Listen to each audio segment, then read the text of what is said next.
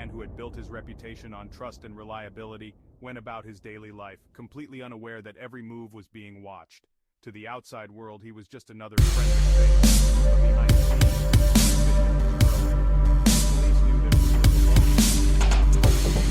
Something undeniable would stand up in court. So they devised a plan, setting a trap and testing their own courage.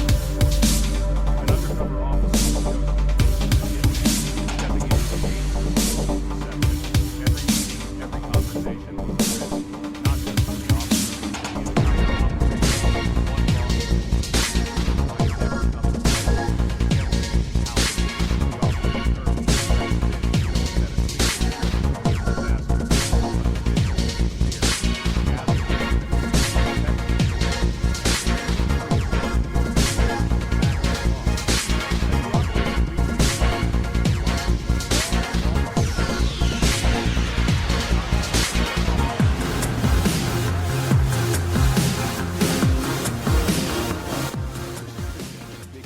come to light.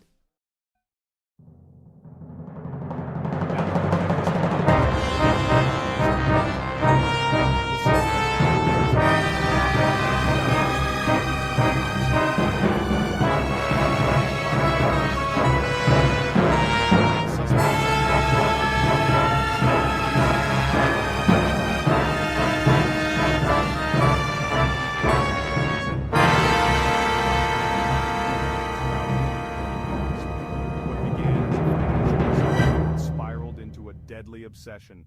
The consequences, if carried out, would have devastated not just the victim but the entire community. The suspect didn't just want his partner gone. He wanted every step, every moment to be accounted for. This wasn't a crime of passion or a sudden outburst. It was a cold, calculated decision, executed with chilling precision. The suspect spent weeks, maybe even months, observing his partner's habits, learning the rhythms of their daily life, and noting every vulnerability. He meticulously planned every detail, leaving nothing to chance. Every note he scribbled, every map he marked, was another piece of a puzzle that he determined to solve. He created a timeline, cross-referenced alibis, and even rehearsed possible scenarios in his mind, ensuring that nothing would be left to fate. He gave the supposed hitman a dossier, packed with daily routines, routes, and vulnerable moments. The folder contained not just times and places, but photographs, schedules, and even notes on the victim's moods and habits. It was a manual for murder written by someone who knew the victim better than anyone else. The victim's predictable life was a blueprint for his own demise. Every repeated action, every familiar path was now a potential opportunity for the crime to unfold. The very routines that once brought comfort and stability were now being used as weapons against him. Details like the victim's favorite coffee shop, where he lingered over his morning cup, chatting with staff, reading the paper, were carefully documented. The suspect knew exactly when the victim would arrive, how long he'd stay, and even which seat he preferred. The gym, too, was weaponized. The suspect tracked which days the victim worked out, what time he usually arrived, and how long he spent inside. Even the route he took to get there was mapped out, with notes on possible blind spots and escape routes. The suspect's surveillance was chillingly thorough, showing deep premeditation. He watched from a distance, took photos, and kept a log of every movement. Nothing escaped his attention. Not a change in schedule, not a new acquaintance, not even a disappointment. For investigators, these details were both evidence and a window into the suspect's mind. Each page of notes, each photograph, revealed just how far the suspect was willing to go to see his plan through, and a grim reminder of how close tragedy came. Each fact, the car parked outside, the daily dog walk, the unlocked backyard gate, was proof of intent. These weren't coincidences, they were deliberate choices, each one bringing the victim closer to danger. Police raced against time, using the suspect's own information to build their case. Every detail he had so carefully recorded became a tool for law enforcement, turning his obsession into a very big venture to trace things down. The trust that once defined the partnership was now twisted into a plan for murder. What was once love and loyalty had become betrayal and danger, leaving investigators to wonder how such darkness could grow into something so familiar. The investigation had moved quickly before the plot became reality. Every second counted, and the race to stop a tragedy was on. With the suspect's intent now unmistakably clear, the undercover officer took a calculated risk and arranged a clandestine meeting. Every detail was meticulously planned, from the location to the time, ensuring the suspect would feel comfortable enough to reveal his true intentions. The officer knew that this encounter would be the evidence needed to bring the suspect to justice.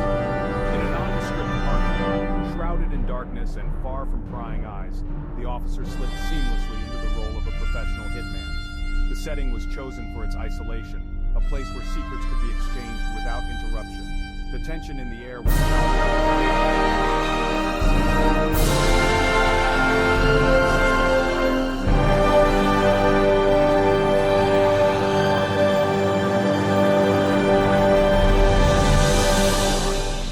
that threatened his future and his desperate need for a permanent solution. The gravity of his request hung heavily between them, marking the point of no return. The officer, maintaining his cover, asked practical, pointed questions. Details about the intended target, the method, the payment, and the timeline.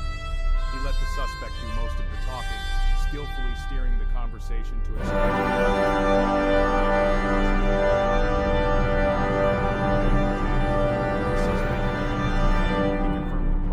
$50,000 for the job and produced an envelope filled with cash as a down payment. The exchange was quick but deliberate, a silent agreement sealed in the shadows. This moment was critical, providing tangible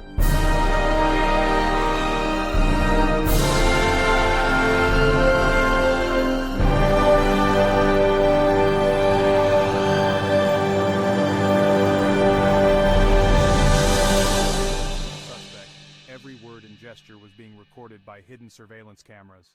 He spoke candidly, convinced he was finally taking control of his problems, never realizing that his own words would soon become the evidence that would bring him down. As the meeting ended, the suspect walked away visibly relieved, believing his troubles were nearly over. He exhaled deeply, unaware that the sense of security he felt was nothing more than an illusion.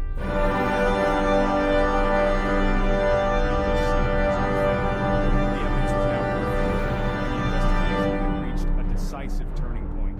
Back at headquarters, detectives reviewed the footage and examined the cache, piecing together the final elements of the case.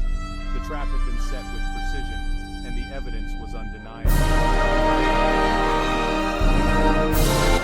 fate was now in the hands of the law. The undercover operations power lay in the recordings. Every word, every detail, captured. The suspect's voice was clear. He wanted his partner dead, and he was willing to pay. He discussed the murder with chilling detachment, even suggesting it looked like a robbery. The recordings left no room for doubt or denial. Each sentence added to the mountain of evidence. The suspect confirmed payment, logistics, and sought assurance the job would be done. For investigators, listening was a sobering reminder of the darkness behind the plot. The officer had done his job perfectly, drawing out the suspect's intent.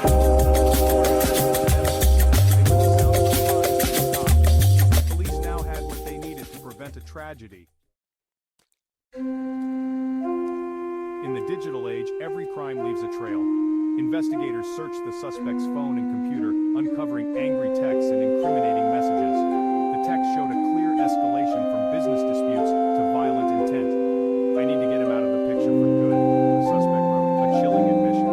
His internet searches revealed frustration and dead ends, pushing him toward a violent solution. The digital evidence corroborated the undercover showing the plot was along in the making. Text poetically emotional backstory. Things captured the execution. Together they formed a case that was nearly impossible to refute. The suspect's new technology became the key to resolving them. Law enforcement was ready to act. With evidence in hand, the arrest was swift. The suspect was caught off guard, shocked to find himself in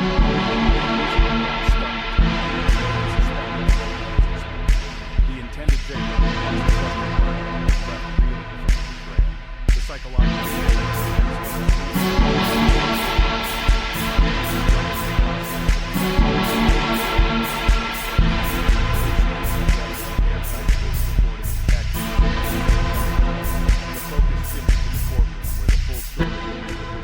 justice was now in motion.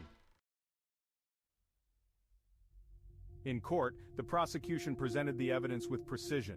The jury heard the suspect's own voice plotting murder. There was no denying his intent. Texts and recordings built a compelling, damning narrative. The defense claimed he wasn't serious or was entrapped, but the evidence said otherwise.